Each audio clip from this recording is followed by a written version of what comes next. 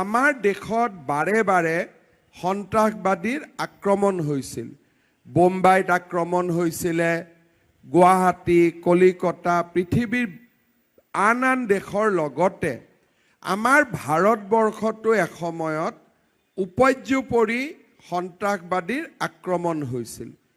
কংগ্ৰেছৰ চৰকাৰ থাকোঁতে হায়দৰাবাদত বোমা ব্লাষ্ট হয়, মহাৰাষ্ট্ৰত বোমা ব্লাষ্ট হয়, কিন্তু কোনেও প্ৰত্যুত্তৰ দিব পৰা নাছিল।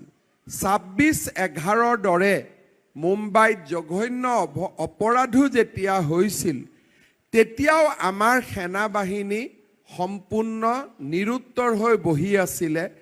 আমি সকলোৱে জানিছিলোঁ যে কাছব পাকিস্তানৰ পৰা ভাৰতলৈ আহিছে, ভাৰতত তেওঁলোকে ইমান ঘৃণনীয় অপৰাধ কৰিছে। আমি এড্ৰেছটো জানিছিলোঁ, ক'ৰ পৰা আহিছে, কিয় আহিছে আমি জানো, কিন্তু আমি প্ৰত্যুত্তৰ দিব পৰা নাছিলোঁ। ভাৰতীয় হিচাপে আমি ভাবিবই পৰা নাছিলোঁ যে আমি পাকিস্তানৰ বুকুত গৈও আমি আক্ৰমণৰ উত্তৰ দিব পাৰোঁ। কিন্তু মোদী ডাঙৰীয়াই ভাৰতৰ ওপৰত মানুহৰ ধাৰণা বদলাই দিলে। আগতে ভাৰতক সকলোৱে এখন সব ষ্টেট বুলি ভাবিছিল, যে যোনে আহি যি কৰিব পাৰে, কিন্তু ভাৰতীয়সকলে বিবৃতি দিব, বিতৰ্ক কৰিব, কিন্তু ভাৰতীয়ই কেতিয়াও উত্তৰ দিব নোৱাৰে। কিন্তু মোদী ডাঙৰীয়াই বুজাই দিলে যে ভাৰতত যদি কোনোবাই আক্ৰমণ কৰে, ভাৰতে দুগুণ প্ৰত্যাক্ৰমণ কৰিব।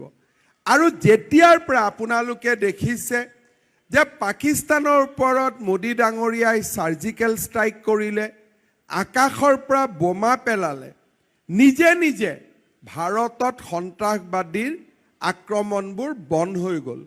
আজি 10 বছৰ, 2014ত মোদী প্ৰধানমন্ত্ৰী হ'ল, 19ত পাকিস্তানৰ ওপৰত আমি বোম পেলালোঁ। আজি 5 বছৰ ক'তো সৰু ঘটনা এটাও আমাৰ ভাৰতৰ বুকুত নাই।